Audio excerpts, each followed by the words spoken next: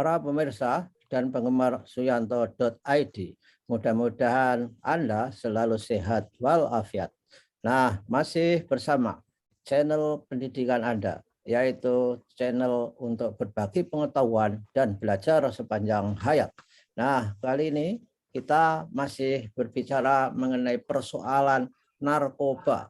Ini persoalan yang luar biasa dan menjadi musuh dunia. Tetapi juga tidak pernah habis-habisnya kita lawan narkoba. Nah, jangan lupa selalu klik subscribe supaya Anda mendapatkan video terbaru dari Suyanto.id atau mendapatkan video-video terkait dengan persoalan narkoba. Nah, kali ini kita berada di episode 2, yaitu bersama narasumber istimewa kita, yaitu Ibu AKBP Siti Alfiah, sarjana psikologi, sarjana hukum, dan magister hukum. Beliau adalah kepala BNN Kabupaten Sleman. Nah, ini adalah orang yang bertanggung jawab terhadap pengawasan dan pengendalian narkoba di Kabupaten Sleman. Kita sapa dulu beliau. Assalamualaikum warahmatullahi wabarakatuh, Ibu. Waalaikumsalam warahmatullahi wabarakatuh. Selamat pagi, Prof. Oke, sehat Bu ya? Sehat? Alhamdulillah sehat. Nah, episode yang lalu kita sudah berbicara mengenal sedikit-sedikit mengenai narkoba, peredarannya, dan bahkan sudah menyentuh anak-anak SD. Ini kan luar biasa. Nah, biasanya Ibu, narkoba itu ada apa saja Bu yang dilarang oleh negara, oleh pemerintah itu, sehingga menimbulkan adiksi terhadap anak-anak atau orang, sehingga ketika sudah adiksi, dia sebagai sumber daya manusia itu sudah tidak ada kualitasnya sama sekali. Mau Bu? Ya. Apa saja Bu? Ya.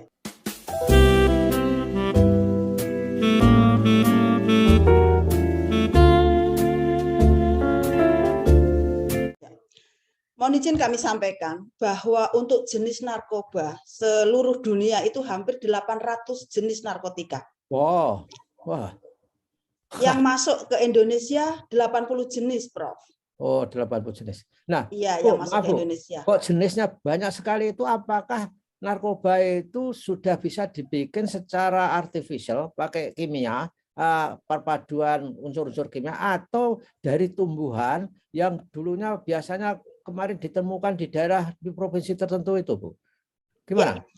Jadi ada yang sintetis, ada yang memang dari tumbuhan asli yang sudah masuk ke Undang-Undang Nomor 35 Tahun 2009 di Indonesia 80 jenis. Oh, 80 jenis. Yang dari tumbuhan asli itu kalau misalnya ada tumbuhannya, kita rebus, kita minum itu bisa fly juga, Bu? Iya. Kalau yang dari tumbuhan seperti ganja, kalau ganja bukan diminum, kalau ganja itu adalah dirokok. Oh, oke. Iya, kalau ganja dirokok. Kalau yang sintetis seperti tembakau gorila, Prof. Sudah ada di wilayah Jogja, Prof, untuk tembakau gorila. Oh, sintetis itu, Bu ya? Itu adalah sintetis. Dia adalah rokok, bukan jenis tembakau, namun rokok yang kandungannya mengandung narkotika cair. Oke, tapi bahan dasarnya itu wujudnya apa itu, Bu? Tembakau tapi kemudian dicampuri larutan artifisial itu, atau memang semua bahan yang dirokok itu adalah berupa narkoba sintetis itu? Itu rokok biasa. Jadi para mereka itu biasanya anak-anak remaja yang coba-coba, dia disemprotkan dengan narkotika cair. Oke. Iya. Oh, disemprotkan atau hanya cukup dicelup ujungnya gitu ya biasanya? Dari asesmen kami, dari penangkapan kami, mereka adalah mencampurkan, Prof. Jadi rokok dibuka, dicampurkan dengan narkotika cair, akhirnya dilinting lagi, dia jual dengan harga, kalau ada rokok yang mencurigakan, karena terjangkau harganya, Prof. Satu batangnya itu sekitar 20.000. Satu batang, Prof. Ya. Dan 20.000 itu bagi produsennya sudah lumayan untung, Bu, itu. Sangat untung, Prof. Kalau mereka beli rokok biasa satu bungkus 20.000, dia bongkar, dia jual dengan disemprotkan narkotika cair dengan harga satu batang 20.000, kan menghasilkan bagi mereka. Oke. Dan itu yang jenis-jenis yang seperti itulah yang mudah menginfiltrasi, mudah memasuki kalangan-kalangan remaja kita, Bu, dengan rokok itu kira-kira. Iya, benar, Pak. Jadi sasarannya adalah remaja, Prof. Oh. Menurut data Ibu selama di Kabupaten Sleman, penggunanya itu remaja itu banyak wanita atau pria, Bu? Banyak laki-lakinya. Wanita ada, namun banyak laki-lakinya. Ya, itu saya kira akibat dari perokok itu di remaja itu banyak laki-laki, saya kira. Begitu, ah? Siap, betul. Betul. Maka Kalau kita yang katakan, Kalau Bu, maaf, kalau yang Ibu temui kebetulan korbannya itu adalah remaja wanita, apakah dia juga perokok atau langsung ke narkoba itu, Bu? iya. Boleh saya cerita, Prof? Oke, boleh. Dari Ngomong, Bu. hasil asesmen, mereka itu awalnya adalah perokok. Setelah itu dia mengenal alkohol. Oke, oke. Meningkat lagi obat-obatan terlarang. Oke. Akhirnya dia punya uang, dia akan mencoba ke narkotika. Ya. Bu, sebentar, obat terlarang itu seperti apa? Obat-obatan yang tanpa resep dokter. Oh, yang tanpa resep dokter. Iya. Dan bisa memabukkan. Kalau makainya banyak, Prof, tidak sesuai dengan aturannya. Oh ya, mungkin CTM juga bisa kali ya. Bisa juga, Prof, dia coba-coba kalau minumnya CTM 1 kali minum 10 tablet. Oh, luar biasa ya. Iya. Itu jadi pertama sekali kelas dasarnya itu rokok. Setelah itu Rokok, naik kelas ke alkohol. Terus diwisuda di situ, akhirnya obat terlarang. Dan setelah kemudian diwisuda lagi obat terlarang, naik kelas lagi ke narkoba. Siklusnya rata-rata begitu, Bu, ya, anak-anak kita. Iya, siap. Dan oleh karena itu saya kira untuk mengawasi anak-anak menggunakan obat-obat terlarang itu kan sulit, Bu, ya, karena kan bisa dibeli bebas itu juga. Yang obat sebetulnya bebas, tetapi karena pemakaiannya menjadi memiliki efek memabukkan. Benarkah begitu? Iya, betul. Jadi mereka itu, Prof, biasanya ini ya dari asesmen mereka, kamu kok bisa mendapatkan obat ini? Ini kan harus dengan resep dokter. Dia itu ternyata obat-obatan bagi mereka yang mengalami ODGJ gitu, Prof. Dia itu diminta obatnya, Prof. Seperti itu. Dia menggunakan obat itu tidak sesuai dengan resepnya. Yang mereka ODGJ minum obat itu biar sembuh, dia menggunakannya 1 kali minum mungkin 10 tablet ya, pasti apa, flat. Bu? Yang Ibu sebut aja ODGJ apa itu, Bu? Orang dengan gangguan jiwa, Prof. Oh, orang dengan gangguan jiwa. Dengan gangguan ODGJ. Iya, Oke, ya. Jadi tapi itu yang menggunakan yang punya gangguan jiwa saja. Kalau orang yang normal juga bisa menggunakan itu atau setelah menggunakan menjadi ODGJ. Iya, mereka yang ODGJ kan mendapatkan resep. Biasanya dia mendapatkan dari dokter atau mungkin dari puskesmas. Lah mereka ini yang coba-coba yang penyalahguna narkoba itu meminta obatnya, Prof. Nah, seperti itu yang dari hasil asesmennya seperti itu. Wah, jadi berarti obat itu tidak sampai ke ODGJ, malah disalahgunakan oleh yang waras itu, saya kira. Benar, Prof. Wah, berarti itu kalau ada orang yang keluarganya ODGJ bisa juga kemungkinan bisa menyalahgunakan obat itu, Bu. Kalau keluarganya paham, Prof. Ini kan orang-orang yang mereka yang tidak tahu karena dia tahu bahwa dia menggunakan obat itu, artinya dia itu meminta atau mungkin dibeli, Prof. Dari pengakuan mereka itu dibeli katanya. Oh, dibeli dari orang ODGJ itu? Iya, Prof. Apakah itu cukup banyak, Bu, prevalensinya orang yang melakukan seperti itu? Atau memang tidak banyak sih, Prof. Tidak banyak. Kan saya kira lebih efektif tanya kepada langsung pengguna. Obat kamu apa yang bisa fly? Setelah itu kan tinggal beli saja gitu. Tidak bisa, karena mereka harus resep dokter. Oh iya. Iya, pengakuan dia tidak bisa saya membeli itu, Bu. Saya harus mengaku saya sakit ini, baru saya bisa mendapatkan seperti itu. Tapi kadang-kadang kan dengan berbagai cara mereka mendapatkan gitu. Dari pengakuan mereka seperti itu. Nah, terus jenis apa lagi, Bu? Skenario mereka sehingga terjerat kepada narkoba itu. Kalau di Jogja itu konsumtif ya, Prof ya. Ya. Kita mencari barang bukti yang besar 1 kilo itu susah, Prof, kalau di Jogja. Karena memang sudah masuk ke Jogja itu sudah sistem paket kecil-kecil itu, Prof. Oh, oke. Yang itu pun kadang-kadang diselundupkan di mana-mana ya, di sepatu, kebanyakan gimana caranya membawa itu mereka itu? Ada yang kurir, Prof. Jadi mereka itu membeli dengan dia sudah transfer, nanti dia dikasih alamat untuk penempatannya di suatu tempat yang dia ketahui antara pembeli dan penjual. Nah, dari itulah dia menempatkan di suatu tempat. Mohon maaf, saya sampaikan di sini biasanya ditaruh di satu pohon dengan kode-kode sandi seperti itu, Prof. Dengan kode-kode sandi nanti belok kanan sekian, belok kiri di situ, bentuknya apa, seperti itu untuk peredaran untuk wilayah Jogja seperti itu.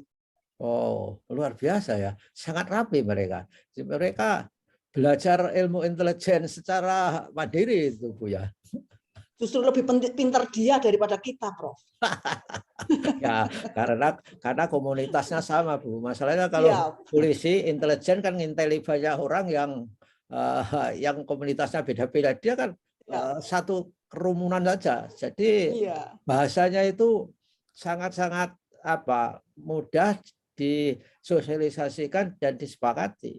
Nah, benar. Intel yang resmi kan banyak bahasa yang harus dipelajari dari mereka. Nah, kalau ketangkap seperti itu, orang-orang itu biasanya menyesal nggak? Ketika ditangkap tuh ekspresinya bagaimana, Bu? Itu ada yang nangis, ada yang apa tuh tenang aja gitu. Ya.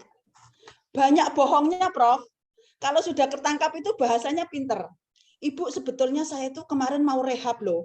Belum sampai rehab saya udah ketangkap. Udah tuh bohong, sudah gitu. Pinter sekali kalau mau bohong itu, Prof. Kalau sudah ketangkap.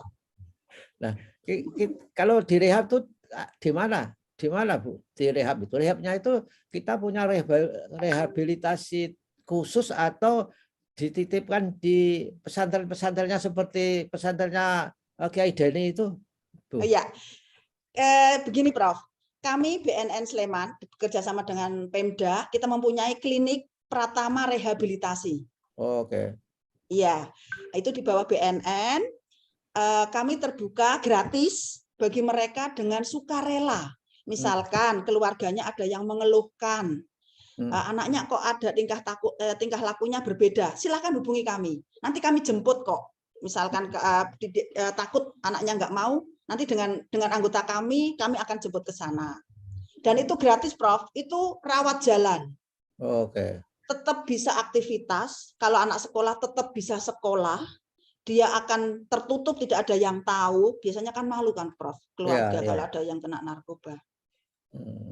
Dan narkoba yang biasa beredar di Sleman atau Jogja dari 80 itu tadi, jenis apa, Bu? Itu yang paling gampang beredarnya? Yang paling banyak sabu. Sabu ya? Iya. Nomor 2 tembakau gorila. Oh, tembakau apa? Tembakau gorila yang tadi saya sampaikan sintetis tadi yang dicampur dengan itu ya. Itu merupakan tembakau yang disemprot artificial narkoba itu tadi. Iya, narkotika jenis cair. Oh, kenapa disebut gorila itu? Karena gambarnya gorila, Prof. Berarti tembakau gorila itu legal peredarannya, ada gambarnya segala. Bukan. Jadi mereka, kenapa kita namakan gorila? Kita biar mudahnya, karena di dalam bungkusnya itu gambarnya gorila. Setelah sudah tertangkap oleh aparat, gambarnya gorila, sekarang diganti namanya, Prof. Bukan tembakau gorila lagi. Ada yang namanya tembakau, bukan apa namanya, kayak monke kayak gitu, Prof. Tapi kita sudah tahu kalau itu kandungannya narkotika, karena kita punya alatnya gitu. Pernah nggak BNN itu mengadakan razia, Bu, secara random terhadap daerah tertentu yang dipandang rawan atau jalan-jalan tertentu yang dipandang rawan? Itu pernah tidak, Bu? Iya, siap. Kami selalu, Prof. Kami bekerja sama dengan Pemda, dengan Satpol PP, juga ke hotel-hotel, ke rumah-rumah diskotik, juga ke warnet-warnet. Oh, Karena warnet juga rawan, Prof. Kalau di situ dia berkerumun di situ, dia sewa satu room, anak-anak dia ternyata di situ sambil nyabu. Jadi kita oh, pernah lakukan seperti itu. ternyata warnet masih buka toh Bu sekarang ini? Masih ada? Ada game, pakai Oh, game itu, Prof, anak-anak muda.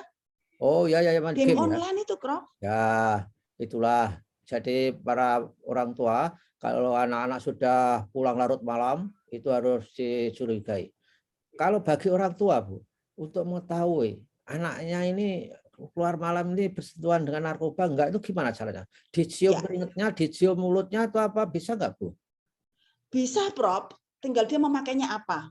Hah, Kalau orang tua yang patut dicurigai kepada anak, kalau anak itu sudah kehidupannya berubah. hah. Siang tidur, malam pergi. Itu patut dicurigai. Oh, oke. Oh, ya ya ya.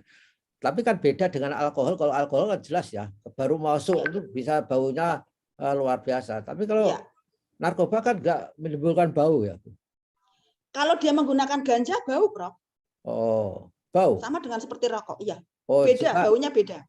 misalnya ke rambutnya, ke pakaiannya gitu ya. Iya, iya. Wah, jadi inilah kuncinya. Para orang tua perhatikan nasihat Ibu AKBP Siti Alfiah ini, bahwa kalau anak-anak malam keluyuran, siang tidur saja seperti kalong itu Ya, harus dicurigai, itu patut betul. dicurigai. Dan mungkin tidak saja perilaku tidurnya, mungkin perangainya juga berubah kali, Bu. Itu Iya, ya, betul. apakah Betul. pemarah, kemudian Betul. tersinggungan, terus Ya, mungkin minta duit lebih banyak kali. iya. Satu lagi, Prof. Nah, Malas mandi, Prof. oh, malas mandi ya. Iya, itu udah patut dicurigai itu, Prof. Jadi pantangannya kena air seperti mau jadi orang sakti itu, Bu. Jadi Iya, karena takut dengan air, Prof. Kalau sudah orang pecandu itu takut dengan air, Prof. oh. Nah, Iya, sekarang kalau model-model seperti orang dulu nyeret itu, Ibu tahu nyeret itu. Itu iya. kan candu namanya. Candu. Saya juga Iya, pernah punya nenek iya, dulu. Ada iya, yang seperti krim itu. iya. Itu masih ada nggak sekarang, Bu? Itu kalau itu sekarang sudah berubah ya, Prof. Kita kan sudah banyak jenis narkotika yang mudah didapat, dan kalau candu kan seperti dulu kan harus nyeret gitu. Nah, sekarang Ya. dengan menggunakan disuntikkan juga ada. Ada yang pakai sabu dihisap, ganja pakai dirokok, ya, seperti itu. Oh, oke. Jadi bagaimana, Bu? Tolong jelaskan, mumpung saya nggak punya bayangan produknya apa, pemakaiannya apa, dampaknya apa, Bu. Coba yang sering Ibu ketahui dan Ibu tangkap di lapangannya apa, seperti apa, Bu? Ya, kalau dia menggunakan sabu, biasanya dari hasil asesmen dari kami itu, dia menggunakannya biasanya sendiri, Prof. Kalau misalkan dengan teman, ya di suatu tempat. Nah, kalau di rumah, anak kita yang punya cucu, punya anak, kegiatannya siang tidur, malam pergi, kalau dia pulang langsung masuk kamar, TV di dalam kamar, makan di dalam kamar, kalau pergi kamarnya dikunci, tidak ada orang lain boleh masuk, tolonglah orang tua. Sekali-kali dibuka itu kamarnya, patut dicurigai dia di dalam menggunakan narkotika, bisa menggunakan dia ganja, bisa dia menggunakan sabu. Oke. Kalau sabu tadi ditelan aja gitu, Bu? Tidak, Bob.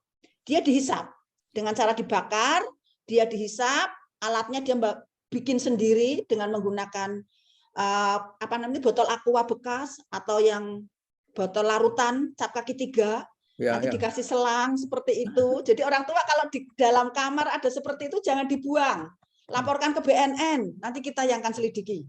Oke. Oh, jadi itu sabu itu termasuk yang dikonsumsi asapnya. Ya, betul. Oh, bentuknya apa, Bu? Sabu itu tablet atau seperti rokok? Serbuk, Prof. Oh, Seperti serbuk. tawas. Oh, Iya. dulu kan pernah ada ya, tertangkap berapa di mana gitu. Saya lupa Ya. produksi sabu itu. di Iya. Indonesia pokoknya. Saya Iya. lupa. Tapi memang yang paling mudah itu yang dibikin sabu itu, Bu. Iya. Mungkin Iya. buatnya murah dan Iya. bahannya melimpah dan Iya. pasarnya lebih Mahal. gitu, mahal ya. Nah, mahal, Prof. Oke. Setelah sabu apa, Bu? Yang lainnya tadi? Yang kedua tadi tembakau gorila, itu kan Tembakau mudah. gorila. Itu jelas Karena dirokok rokok kalau itu. dicampur seperti itu. Mereka dengan harga jual satu bungkus 20.000 bisa dijual satu batang 20.000. Ya, kalau Terjangkau. tembakau gorila sebelum dirokok, misalnya dipegang-pegang, dihisap-hisap, itu sudah menimbulkan kenyamanan belum itu, Bu? Kira-kira? Belum, harus Belum. dirokok. Harus Oh, dirokok. ya. Iya. Nah, yang berikutnya apa lagi produk yang sering digunakan anak-anak Sleman? Yang ketiga ganja. Ganja. Oh. Iya. Ganja dari tanaman. Dari tanaman asli ganja. Yang kemarin ketemu di salah satu provinsi di luar Jawa, Iya. berhektar-hektar itu, Bu. Itu Betul, kasusnya benar, juga Prof. dari Sleman kelihatannya. Iya, itu pengembangan dari Sleman, Prof. Pengembangan dari Jadi Sleman. dari hasil pengembangan dari Sleman, ternyata mereka itu mendapatkannya di atasnya ternyata tanaman di sana, di salah satu provinsi di Indonesia. Oke. Wah, berhektar-hektar. Wah itu berhektar-hektar. Wah, Yap. nah itu kalau terjual semua bisa beli hotel dong, Bu. Aduh, kaya raya bagi pengedar, Prof. Luar biasa ya. Kok bisa ya? Nah, ganja. Kalau ganja itu dikeringkan lalu dilinting, dirokok. Iya. Jadi mereka itu mendapatkannya sudah kering, Prof. Sudah kering. Biasanya dia itu mendapatkan, mohon maaf, online, Prof. Ya, online terus dikirim sama kurir itu kan ya sulit ya. Mendeteksinya itu. Ya.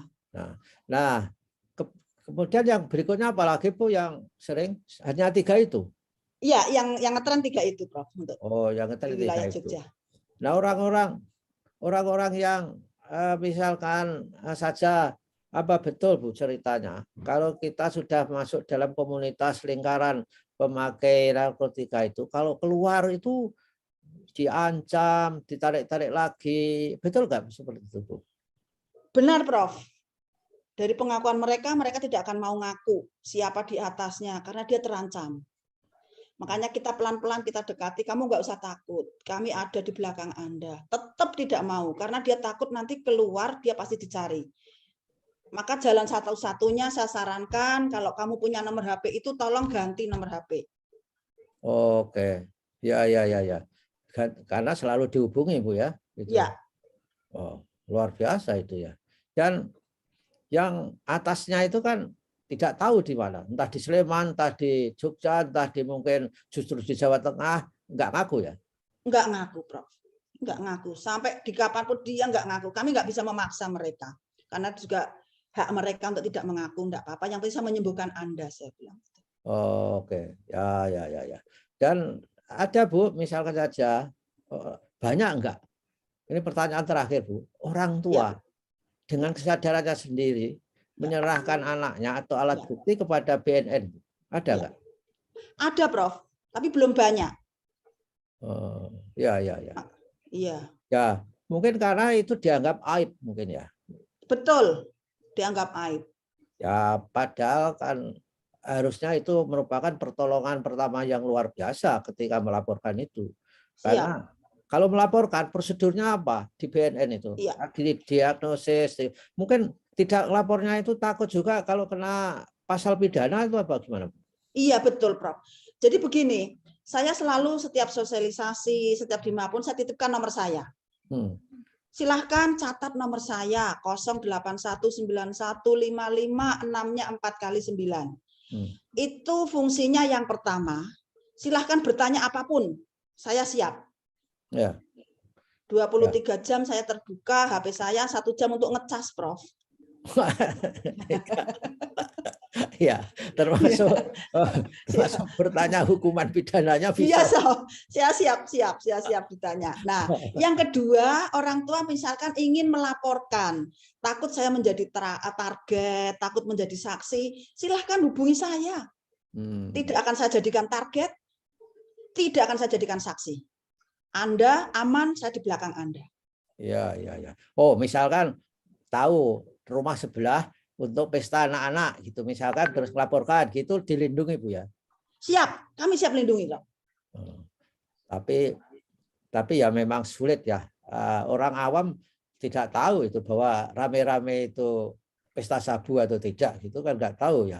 Tapi Iya. sebetulnya andai kata ada anak di rumah sebelah misalnya, kadang-kadang di komplek itu kan ada yang dulu pernah ada tuh yang ditangkap di komplek, kontrak-kontrak begitu, itu Benar. anak datang rame-rame itu kita kan dilaporkan, itu Siap. BNN itu berhak datang Siap. dan bisa memeriksa mereka, Bu. Siap.